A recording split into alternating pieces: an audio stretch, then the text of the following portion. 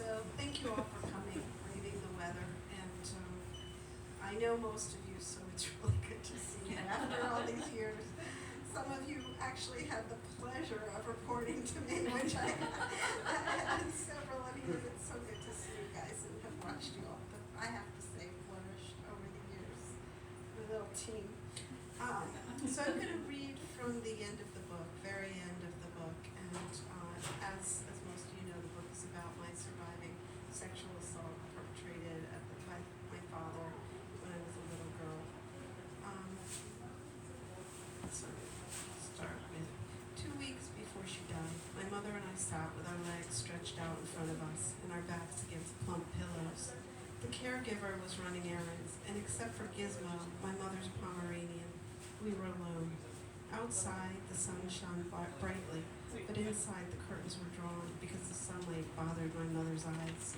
The hot, dark room reminded me of a mausoleum. The only sign of life was the sweat pouring from my body and the sound of Gizmo snoring at the foot of the bed. I have something I need to tell you, my mother said. You have to promise me you won't cry. I rubbed my mother's hands without answering. It was as small as a child's, and her skin was onion paper thin. I could feel her bones and her veins with the tips of my fingers. I turned my head so I could see her face. I was a terrible mother, she said, her eyes looking straight in front of her. She paused for a moment and turned her head toward me. Our eyes met. I should have left your father. She started to cry. I felt my eyes burning and swallowed hard. I had been protecting my mother since the day she went blind. I'd had decades of therapy, but there was still a kernel of guilt deep inside of me that blamed myself for her pain. Hearing her admission, my first urge was to tell her it was okay. I wanted to change the subject before she went any further, but I stayed quiet. She needed to talk, and more importantly, I needed to hear her. Not just the adult me, but all of us. The 4-year-old me in the bathtub, the 5-year-old me who taped her mouth and stuffed her nose with toilet paper in an effort to die, the 14-year-old me whose body looked like a map of razor blade cuts and pinpricks, and every other iteration of me who had struggled with the pain of incest for the past 60 years. We had all waited a very long time for this moment. I love you, and I'm sorry, she said, her voice cracking. I hope that someday you can forgive me. My mother died at 5:40 in the morning on Mother's Day. Despite the lorazepam and morphine, her death was not kind. Her chest rattled, and her once beautiful face turned mask-like and grim. Holding her, I sang the songs she used to sing when I was very small, in the innocent days when we loved each other the most. The previous night, my niece had brought over the book, Goodnight Moon, and in the final hour, I read it out loud. Good night, Marlene. I love you, I told her. Dropping the book, I bent down and I whispered into her ear, I forgive you. As those words left my lips, my mother took her last breath, and I forgave myself.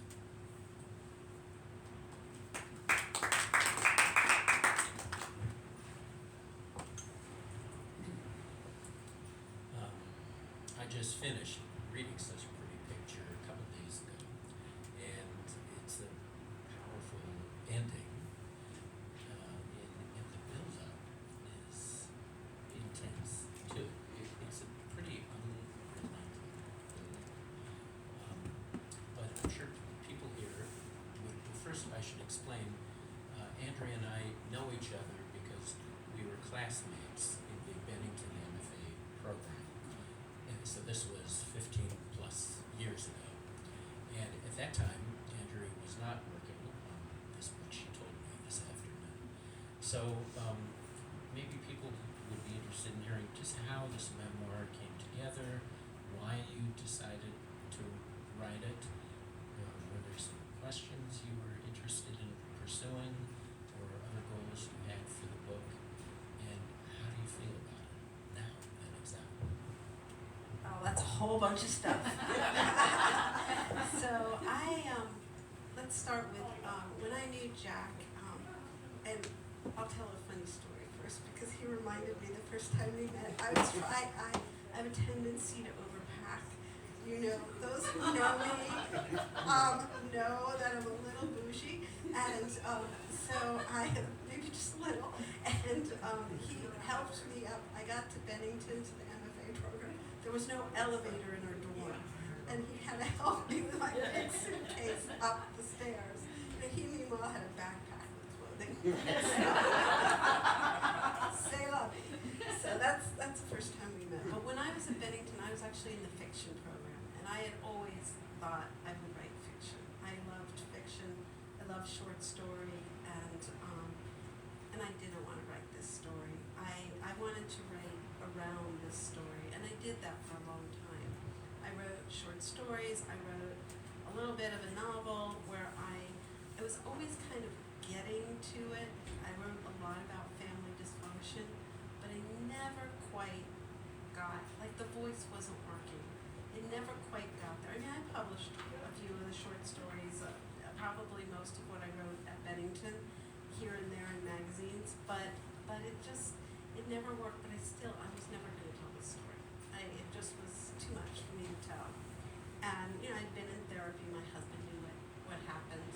And for those who haven't read the book, I was molested at the age of 4.5. The molestation continued until I was almost 13, and my mother caught him and screamed and went blind had hysterical blindness for a month, and I say metaphorically stayed blind for a lifetime, or for almost a lifetime, as I just read, in terms of seeing what really was going on. But I didn't want to write this book. And then 2017, two things happened. The Me Too movement started, and my father died. And so I decided that reading all the Me Too stories gave me this thought of starting to write this book. And that's how I started writing it. So that was the first question, is how did I write it? How do I feel about it? Now, I'm really happy. I think it's given me something. I got an unexpected gift from writing this book. So I wrote the book. I ended up back in therapy when I was writing the book. I had been in therapy probably on and off for since I was 33, but I went back. I was out at the time and went back in. But what I got from this book is not just that I published a book, which you who knew me back you knew that I was that was one of my deals with United with our employer at the time. Is I got to take 2.5 weeks off twice a year to go to our MFA program. And you knew I always wanted to write a book, so I was happy about that. But really, the unexpected gift is that I've become this speaker, this advocate on childhood sexual abuse, and I've met so many people. I speak publicly now, not just in bookstores, about this issue. I've had the opportunity to moderate panels and movies. And everywhere I go, when they've read the book, this is a small group, so it might not happen tonight, but everywhere I go, for the most part, someone comes up to me and tells me, "Thank you for writing this book. This is my story, and I don't have to." Reading it helps me not to get ashamed. So I feel really good. That said, there was a lot of downs, writing it. It was very difficult to write. And were there any particular questions you were trying to answer for yourself? That's interesting, and I hadn't really, I don't know, because I knew what happened, right?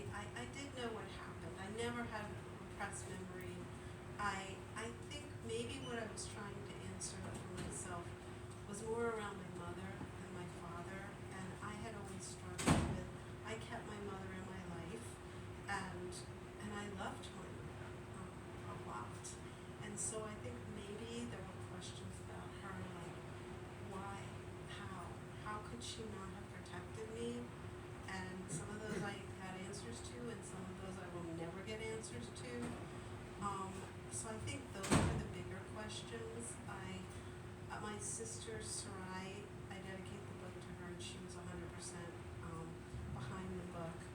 But maybe I got quite. It helped me untangle some of the things about me, things that I do, and maybe ways that I was hurt. Because I try to, in my life, pretend still that I'm not hurt. And so that might have been some of the questions. You just a second ago mentioned voice, and you told me earlier today that what made it possible for you to write the book was finding the right voice for this book. Could you tell a little about that, what it meant to find the right voice? So, as writers, having a voice, finding the right voice was, I think for me, again, when I was writing fiction, I never found it. It was always just a heartbeat away. My writing was reasonably good, but I could never just grab it. And when I started writing this book, I found that child's voice, and then my adult voice always through it, and it kind of flowed from right onto the pages. Now, one of the things that people told me as I was writing it, and agents told me, is you need to have more reflection, or you need to have it a little happier. And I resisted that because I wanted this story I wanted to put the reader where the child was. I thought it was really important. This is an issue that nobody talks about, nobody wants to talk about. It's child sexual abuse. I mean, lately more people are talking about it because of Epstein, but nobody, people don't like to talk about it, and certainly they don't like to talk about incest. So I wanted to be, kind of touch back into who I was when I was little, how I felt.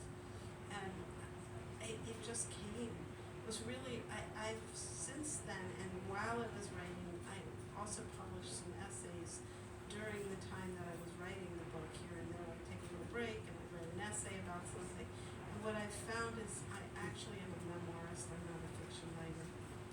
That's where I feel the most comfortable writing. So I think finding it was really, and finding that out, that was a question that like what kind of writer am I? And truthfully, when I wrote the book, I tried to keep away from the issue of publication. I just put the story down. Obviously, I'm arrogant enough just to go, I want people to read my work. But I just wrote the book. I worked on, I wanted to tell this story, so maybe I wanted to tell it to myself. And the first and to all the people in my workshops. So. And what you just mentioned is something that a lot of memoirists, I think, are worried about. What are people I know going to think when they read what I've just written about them or people they know? So, any advice for memoirists, how to get past that and to get what's important down?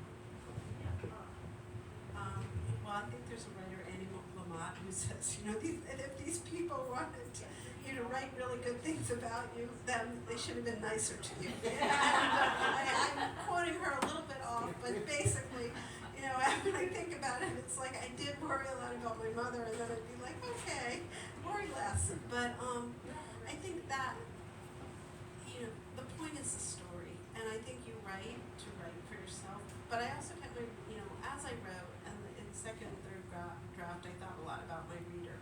But I tried to stay away from thinking about what my family would think, what a third party would think, what people who knew me, because a lot of people would call me afterwards and said, I didn't know that happened to you. And I was like, yeah, I know, we work together, right. or we, you didn't know you in that context. It's not the kind of thing I would just throw out to the world. And so I tried to let that go and just write. Because the point is, you're writing a book, sometimes you're taking your trauma and you're repurposing it into art. So maybe just think about the art. That's what I tell people. At the end of your book, there's a section where you thank all the people who helped you, and it includes your younger sister, Sarai, and then a bunch of other people too. I got the impression that most of them are other writers, groups you've been in, programs you've been in. Could you tell us a little bit about how all of those different people help you? Well, writing a story like this, or writing any story, and this is always for writers, I think it's nice to have a support network. And I was really lucky because I met these two women who were writers who run this program called Writing. Well, one runs it and one teaches at it. But I met a woman named Samantha Dunn, who's a writer, and then I met another woman named Pam Houston, who's a more well-known writer, and she runs a program called Writing by Writers, which was a 2-year program. And I did the Writing by Writers program. In that program, I had a workshops of people who were supportive of my writing and helped encourage me as I wrote, and also told me when things were working, when things weren't working. I mean, there did become a point where I didn't want to workshop things anymore, and I stopped after, probably the first, second draft. I was like, okay, now you're on your own. You just have to write this. You have to look at it because it's your story, not theirs. But I think having those people, and especially telling this story, the story that I know, and when I would go out to parties or meet people in public, and I'm writing a book. Oh, what's your book about? Surviving incest. And, it's kind of like a party killer. It's like, and would you like another glass of wine or a piece of cheese? It's a hard thing. So having all these people to support, and there was my sister, and then, who at the end of it, I thanked my husband because, he really had to, my husband's a really, he's a Capricorn. He's just a really calm, if you believe in it. He's just a really calm person, and I'm a little bit of I like a little fun up and down, a little emotion, and so I did, he was really good about my writing the book. Actually, when I had been at a job, and they had gotten rid of my position, and they gave me a really nice severance package, and I was going to look for another job, and I was interviewing, and I was hating it, and COVID happened, and my husband was the person who looked at me and said, you wanted to write your whole life full time. We've saved enough, just go away. And I thought, oh, thank you. He goes, it's okay, you can just write your books now. And I thought, okay, good. So, and when you're writing it, it's especially when I went into like the final process, and it was about to get published, I was probably a maniac. No, I wasn't probably a maniac. I was a maniac. Having so many people who know me in a room makes it like, oh, well, maybe not probably. So, anyway, I think it's really good to have a support in any part of your life. We all live in community. I think we're seeing it here in this state right now. We all live in community, and communities support each other. And so sometimes that community is a community of writers. Sometimes it's a community protecting other members of that community, your neighbors and your friends. But we all live in community, and having that, I work with a lot of survivors now, and it's communities of survivors. I've met a lot of people who, I have a really good friend who's an Epstein survivor, and all sorts of women and men who have gone through this, and we're a community. And I think we always live in communities, so writing or otherwise. So, and then when you have them, I have a lot of acknowledgments, more than most people, because I wanted to thank everybody. I could not have done this myself. I also was never 100% sure that my writing was that good, so I was really, a little bit scared. And having all these people really helped me. Speaking of all the advocacy you do now, how different in what ways do you think it's different now for a survivor, an adult, compared to when you were an adult earlier on, and then for children who were weak? What's different? Well, there's some really great things that are different, but I'm gonna say, unfortunately, there's been a lot of funding cuts to rape treatment centers and hotlines. The oldest rape treatment center in San Francisco lost its funding and had to close its doors. And I was in Portland recently, the rape treatment centers, 2 of them closed for the hotlines. But that said, I think that there's still, people are more inclined, and is this the Me Too movement, is this just time? People are more inclined to believe survivors. There are still people who look down the TV and say a preteen girl is not a child, but people are more inclined to believe you. I think people are more open, aside from that, maybe it's not a cocktail party conversation, but people listen to the conversation. I think that there's mandated reporting now. It was 1960s. Like, there was no one was gonna report this, even if they knew. There was no one to turn to. Even the psychiatrist. Even the psychiatrist. I went to and only my father could do that. That still baffles me. That's a question that because in my book, when I was, and in my life, when I was 10, 11, my parents sent me, I was having night terrors, and my mother decided I should go to a psychiatrist. Or maybe it was my father, I never really figured out. And I went to see a psychiatrist, and I tried to tell the psychiatrist what happened without telling him. And I think today that would be reported. The information I gave him would be reported, but it wasn't reported back then. I just stopped seeing him, and I still can't figure out whether my father was I have a very Machiavellian view of my father. So part of me thinks, and rightfully so, by the way, that maybe it was his plan. He was setting up a plan so that if I ever did tell as I got older, he would be able to say, oh no, look how hysterical this child was all of her life. On the other note, I think it was my mother's way of maybe having somebody intervene in what she couldn't do. You never know the answer to that, and she wouldn't answer that question. Yeah, it's a much better scenario. You had one teacher, at least only Mrs. one you Powers. wrote about in the book. No, that was it, Mrs. Powers. And see now, no, it would have been reported. My mom was a probably- teacher. Yes, and probably year after year it would have been.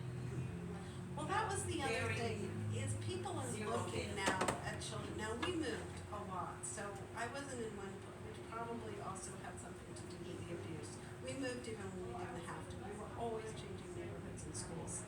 But I would like to think that teachers are, and I think they are, they're more attuned to if they see a child changing behaviors or having, crying or staring out the window the way that I was, that they would actually get some help. So I think things have changed. At UCLA Rape Treatment Center, and it's a model for other places, we have something called Stewart House, which allows for the children come, and it's kind of like, to put it, a one-stop shop sort of. They come in, there's a forensics therapist they meet with, the police are downstairs, and so it's all on tape, everyone is below them, and the child, and we tell the child it's being taped, and they talk to them, they don't have to speak to 100 people at 100 times, they can tell their story one time, at least, and sometimes if they go to court, they have to again. We even have a fake courtroom, but we don't prepare them, we're not allowed to do that. But they get to we show them the courtroom if they're going to go in that direction, which they don't have to. And we give children a year of I say we because I'm on the board now, so I get to say we. I also volunteer there once a week. My job is play lady. It's my favorite job. Even better than writing. Certainly better than lawyer. Play lady really works for me. I'm really good at Uno now. And Bluey's house. But they're at Stewart House, and I think at other places in the country, children get up to a year or 2 years we give a year of therapy, and one of the things that happens today is there's an ability for kids to get help sooner. Because if you get help sooner, I I went through a lot. I wanted to kill myself so many times, and somebody wouldn't have to go through that. I am so lucky. I am so lucky that I survived, and I was lucky and privileged because I had, as bad as my upbringing was, there was a love of books that was given to me, and I was lucky to have had a lot of academic success that came, I found school to be a place for hope, and so I was lucky that I got, went through school. A lot of people wouldn't have had that introduction to books, or even at least, having academia in my life, they wouldn't have had that awareness, and so that's where I had privilege despite everything. Your love of books reminds me of a detail that's stayed with me. You must have been a precocious reader as a child, reading all these classics. And was your dad a literature professor? So there's one incident in the book where, as a warning to Andrea not to talk, and here's what could happen if you did, he gives Andrea the Scarlet Letter to read, and it is evil. Yeah. And that detail really stayed with me, but also made me think much of the book is about your childhood and teen sexual abuse from your father and others. But you're an adult now, writing in retrospect about all that. The early chapters about your youngest years,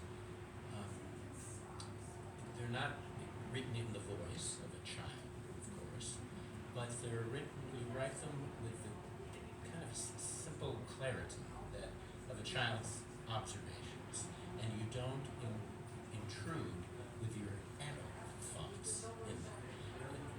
How did you do that? That's really impressive. That's where I resisted a lot of workshop comments. I'm not going to lie. A lot of people told me memoir has to have a lot of reflection. I've been told that's the rule of memoir. And I said, I guess I'm a disruptor then. I went back on memory. I am lucky I have a really good memory, although it's not what it once was. It used to be really good. And these guys are going, yes, unfortunately. But I remembered a lot, and I did something that I would sometimes type and just close my eyes like I'm doing now, and I would just go back there. That was really hard because then I had good therapy right after that. But I would go back there and remember, and I had Alice Madison, who was one of our teachers. She told me once about writing that I should let my fingers sometimes do the talking and not try it. And I really tried to stay in touch with my eyes closed and my fingers working. She told me to play as like you would as a child. And what she didn't know is I never got to play as a child, so I didn't know what playing was. Playing to me had a very negative connotation because it was like daddy wants to play with you. It was like not good. But I did kind of let my fingers, I really would go back there. It took a lot out of me. It took me a long time to write the book, and I would be exhausted. It was exhausting because I really would almost, hypnotize myself to go back in time. But I wanted that child. I wanted my readers to understand what a child goes through, what I went through, and it was really important to me. And I really pushed back on this idea of lots of intruding with a lot of adult reflection. Luckily, Pam Houston is a good writer and a good mentor. She told me that all of my readers were going to be smart enough to know that there was a woman writing this book, not a 4.5-year-old child, and that they would let them. I wanted them to live in the story, and maybe that's where being a fiction writer comes into place, because I wanted the story to have a very novelistic feel to it, so that it just propelled forward. I also knew that it was going to be hard, and when I chose to open the book with the bathroom scene, I knew that a lot of people were going to close the book in the story. No way. So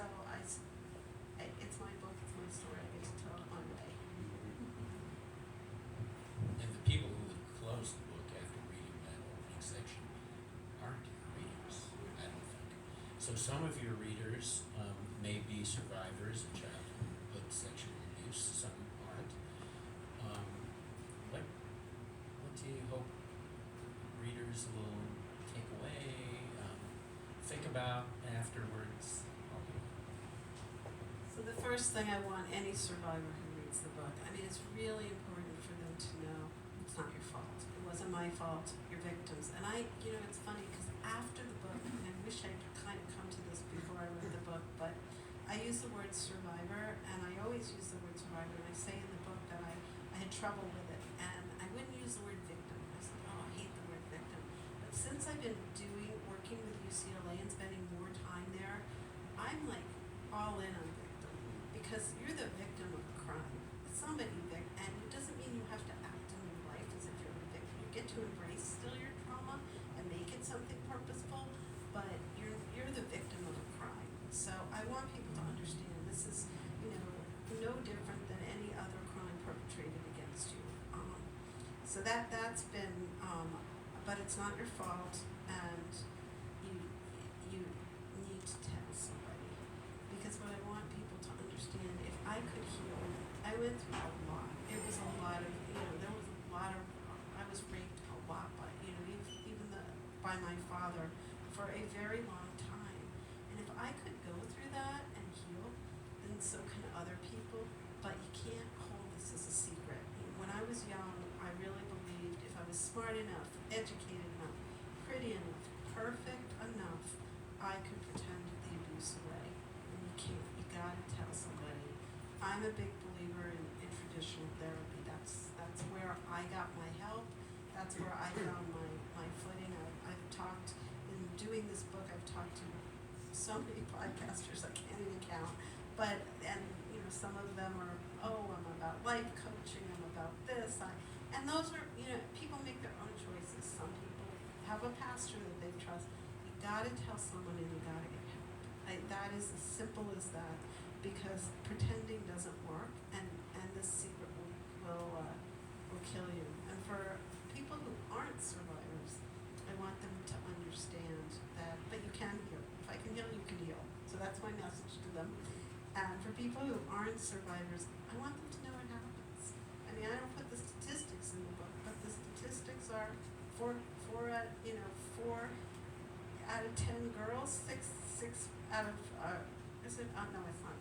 Four and six. I think girls will be not. Forget the 10 and cut that out of the video. Anyway, but it's 4 and 6, and boys, four girls and 6 out of boys will be assaulted by the age of 18. That's huge, and 90% will be by someone they know.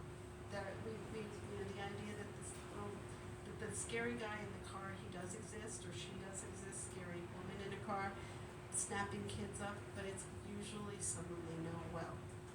Fathers, stepfathers, uncles, brothers, neighbors.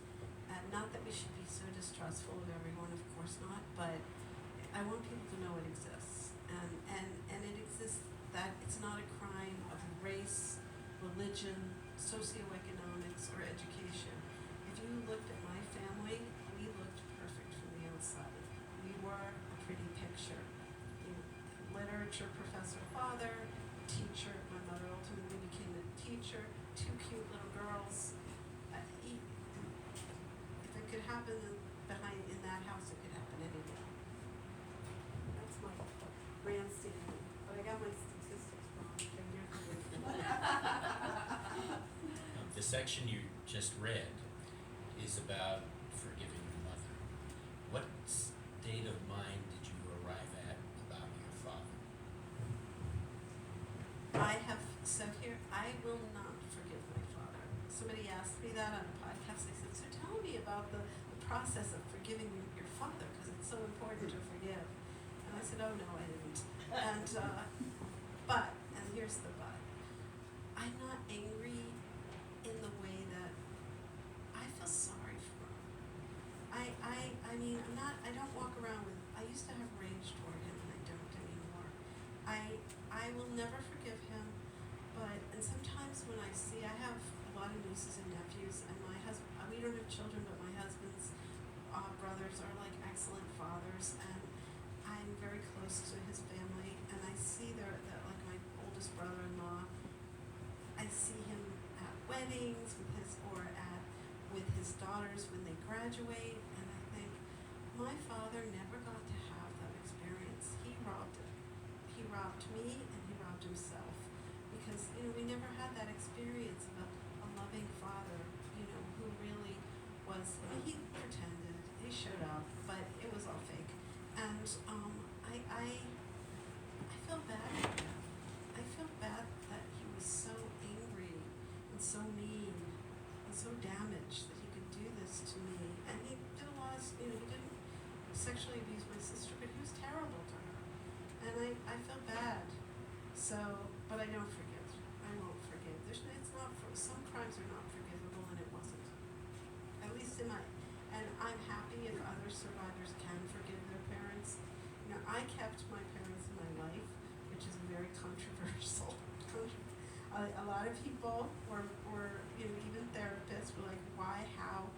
And I could not leave my mother, and that might not have been the healthiest thing. That might have been, they could call it codependent, but that was my decision, and it worked for me, and I don't think, but we all find our own path. That's one thing for survivors. Has writing the book and thinking so deeply about your family drawn you closer to your younger sister, Sarai? She seems like during the course of the book, she evolves from a very cute little toddler to grown, and she was important, it seems, in helping you write the book.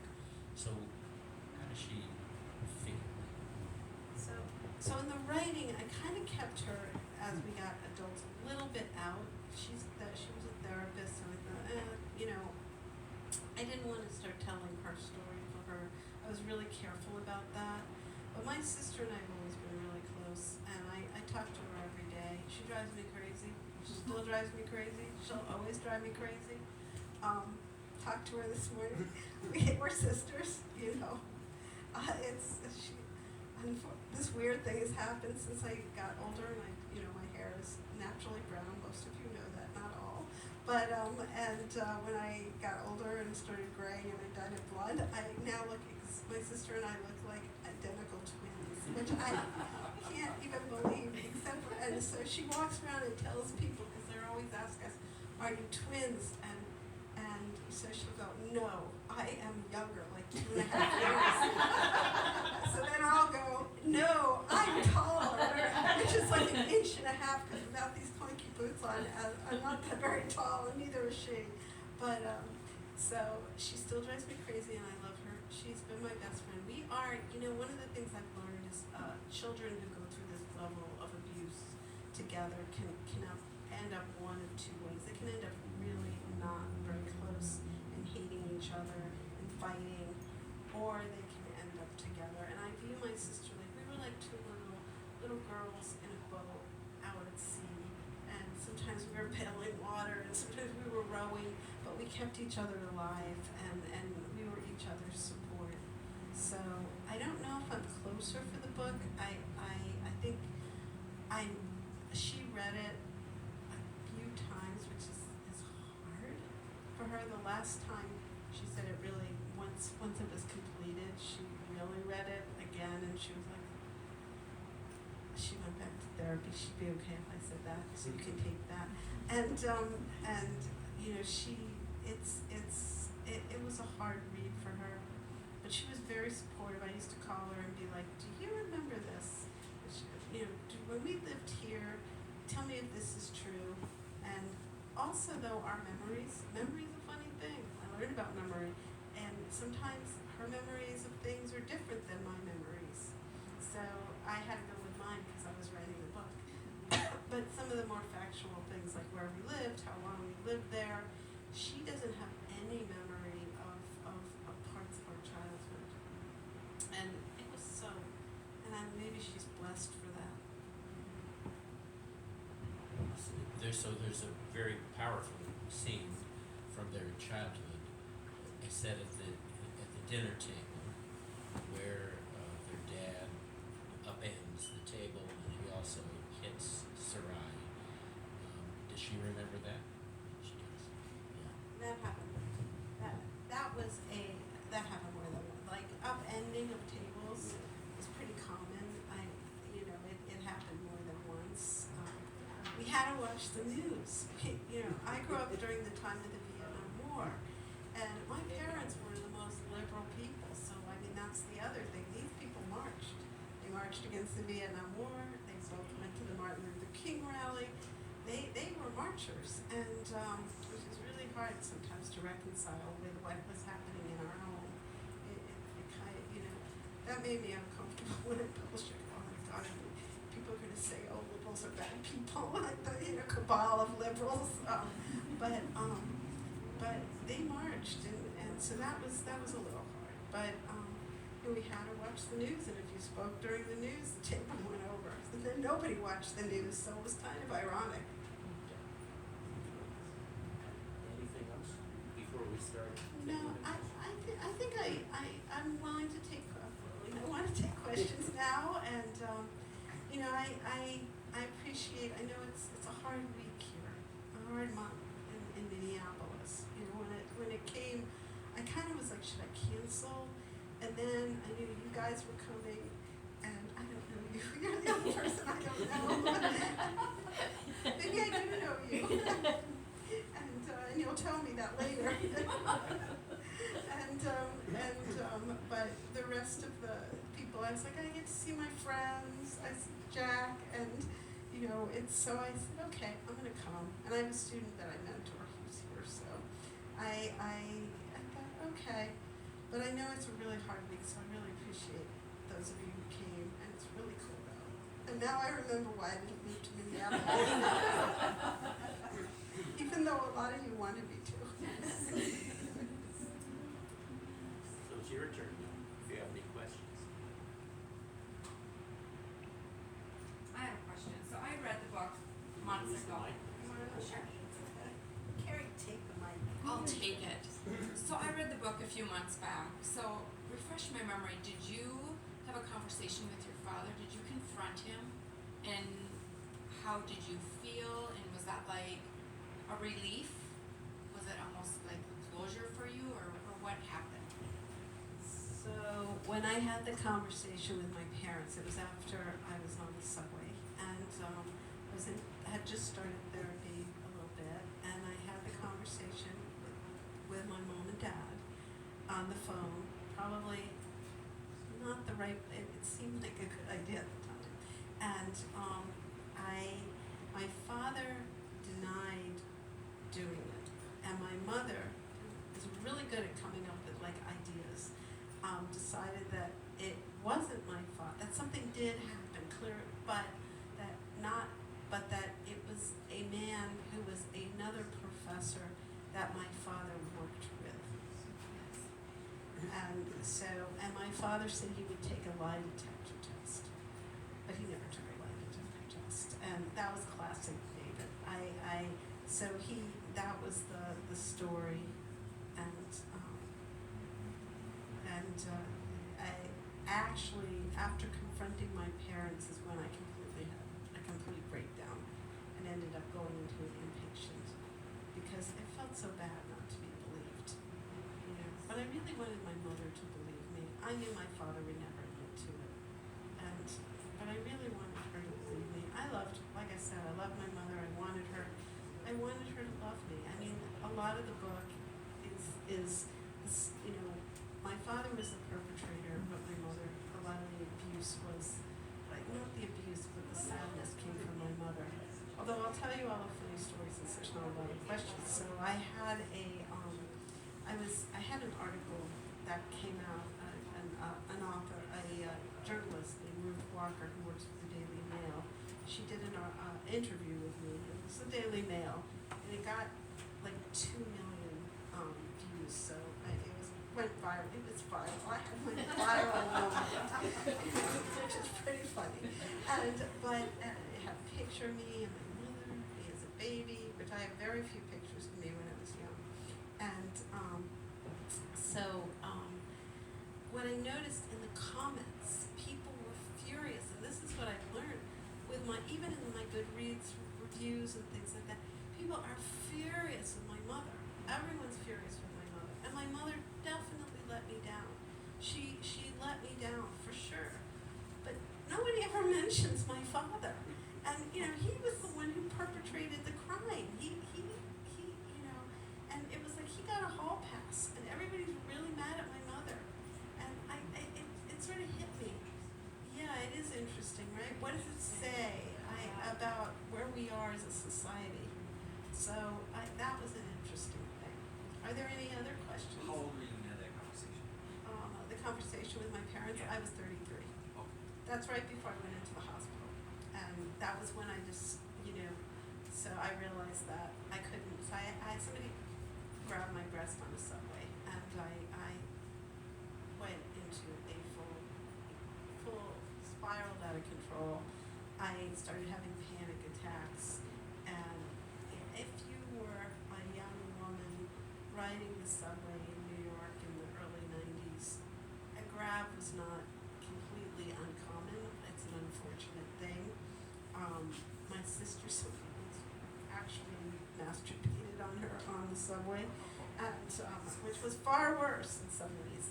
And but things happened. I think I put that in the book, because everyone I knew something had happened to, which is another statement like that should be normalized as crazy.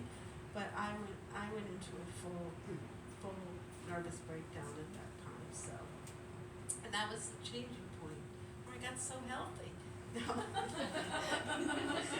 get to write another book about the next 10 years because it took longer. Will you write it? Are you gonna write another? I'm going to write another one, more about, I haven't, I think I'm going to write about some of the next time. People asked me for more because it kind of ends, and so I'm a little bit reticent because I would have to put Paul in the book more, and Paul is a person who the only social media he's ever had in his life is LinkedIn, and only because he's had to. So he has one picture up, from work, and so I don't. But maybe I can figure out a way to do that, because I want to write about the next phase, how it took to recover, and maybe a little bit about being in my 60s now, because I'm 67, and finding this other act.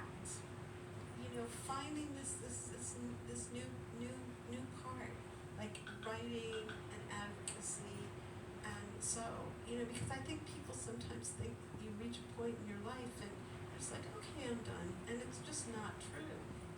No doors are always there to open. You just have to turn the knob. Anything else? I have to say, it's one little team here. We had a little team, and we all worked together, and they reported to me. And sometimes it wasn't easy because I was a hard boss, but sometimes it was wonderful and sweet and loving. And it's so great to see them because they've all done so well in life, and babies are grown, and babies are had, and marriages took place, and it's just so nice to see y'all and them all. I can't believe you all stayed in Minnesota. We're from here. You're from Oh, here? yeah. Okay, We don't so it leave. wasn't just the job that brought you here? No, yeah. These are the people Deb, I'll always remember her telling me like she was from a small town and there were like 3 hockey rinks or something. Yeah, no, that's true. Yes, That's They Minnesota. kind of taught me about Minnesota, although there were other people who tried to talk me into ice fishing. I can't remember who it was. Not these guys. The idea of me ice fishing is pretty hysterical. Might have been Paul. Yeah. It might have been, that Paul, not the Paul I remember too, who would never go ice fishing. He's a Californian. Did your publisher have a lot of editing suggestions for you? Less than they looked at it, but less. It was a small indie kind of hybrid press, so they did not. But they had some, and I looked at them. But I had a lot of freedom in what I chose. that said, the book was really, I had worked a lot and had a lot of people look at it beforehand, so it was in pretty reasonable shape. But they didn't, but I had, for a short time, an agent, and to try to do, because I didn't get this through an agent, and to try to do more traditional presses, they had a lot of suggestions. And then the final suggestion after I took them, and I mostly discarded what I ended up writing, because I did write whole parts to make them happy, and then I ended up discarding it when finally my end result was, now, I'm a writer, so I understand maybe the writing wasn't up to snuff, and maybe it was, but I was told that my father wasn't famous enough and I wasn't famous enough for this book to publish. So my big revenge was, the first thing was that there's something called a Kirkus review, and it's a kind of a snobby little review, but take that out too. But they're mean, apparently. That's what my publicist told me. Oh, be prepared, they're going to be mean. And for indie presses, they give I think 2% of get this little blue star. And I got a little blue star, so I almost wanted to write the agent who got me. I got a blue star. And the book has done well, partially because of my activity with rape treatment centers. I'm kind of a little known in a small area, so it ended up becoming a USA Today bestseller, which was my other revenge. But also I got to write a check to Rain for $3,000 last month, which is, the one thing about the indie press, you get more and more royalties, so I'm getting it, and that was happy news. You were saying how so many comments were coming out about his mom. Did anybody at any point just rage out to you about your dad? No, really, I haven't got, except for people who know me, Yeah. and I really don't, I think, yes, maybe. I think I got both of my parents should burn in hell, which is a little hard to take on. In a Goodreads review. People said they were both monsters, and yeah, I did get that. So that one I did get somebody saying that there's hell for people like them, and I don't like to think of my mother being in hell. My father lived in hell, so whether hell exists, I don't know, but he experienced it on earth, because he had to have. So, but really, it was more my mother than my father. But then again, there did become a point, I'm going to tell you, and anybody who ever writes a book, at some point I stopped reading the reviews from Goodreads and Amazon. At first, when I first got it, I read them, and I was excited because they turned out really well. But then I stopped reading them, I think, and even with the viral thing on Daily Mail. I mean, the Daily Mail was like clickbait. I caused my mother to go blind, and here's that. And it was like, oh no. I read it and I was just like, oh my God, there's a picture of my mother, all sweet, and my mom was really young when she had me, so she's like, 21 years old and all sweet, and I'm like, oh baby, that she's holding, and it's like, and then. I cost you. And then a picture of me, and then people are like, oh, she looks like the mother. Okay, so yeah, it's an experience. I think when you write something so far. yeah, and this was such a deeply personal book, and I was open to any edits, truthfully. I mean, all joking aside, I had another teacher that I worked with, who told me, this woman, Sam Dunn, who said, when you're in a workshop and when people tell you something, scratch the itch, which means, if they tell you something, even if you don't agree with it, at least look at it, consider it, think about it. And I tried to be as open as possible to things like that, because I realized how personal this story was, that I could certainly lose sight. And it did make me happy, truthfully, because I'm very insecure about my writing. I admit this, and no matter what people said about the book, people don't get any ideas.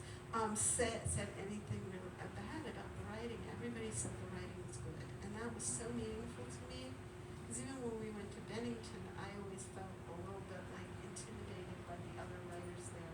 They didn't get work, yes, it's true. These guys are like, what?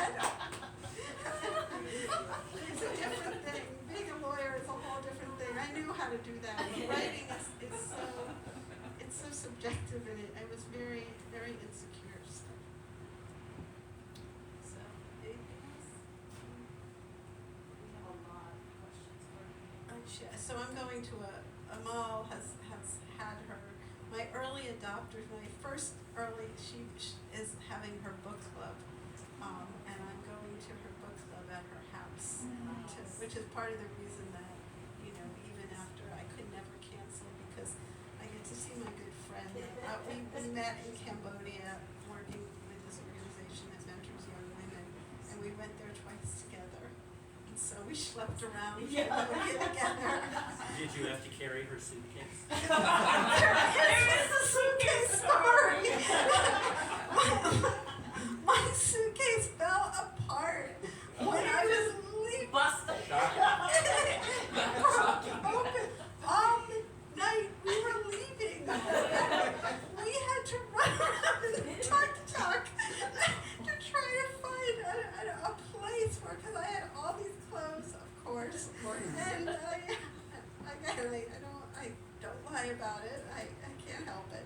And I had all these clothes. So we're riding around to Phnom Penh, and we have 2 hours or an hour and a half till we have to leave for the airport. It's dark, and we're riding around looking for an open place that sells suitcases.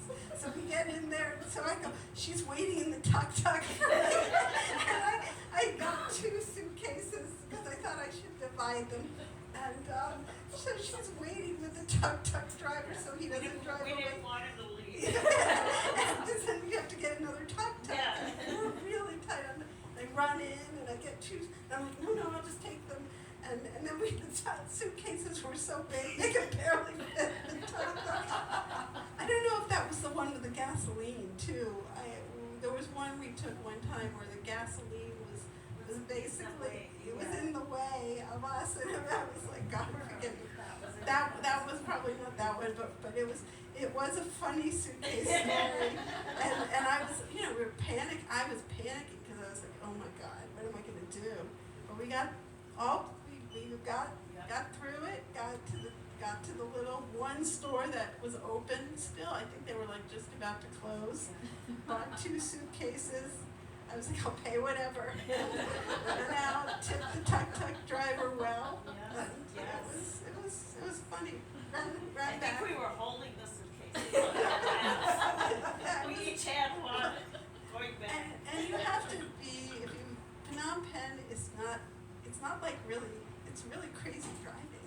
I mean, tuk-tuks and people everyone's on a scooter, jumping in and out, the tuk-tuks going one way, and we got the suitcases, so it could have been a comedy. Like Thelma and Louise in a Yes. tuk-tuk. Here's an idea.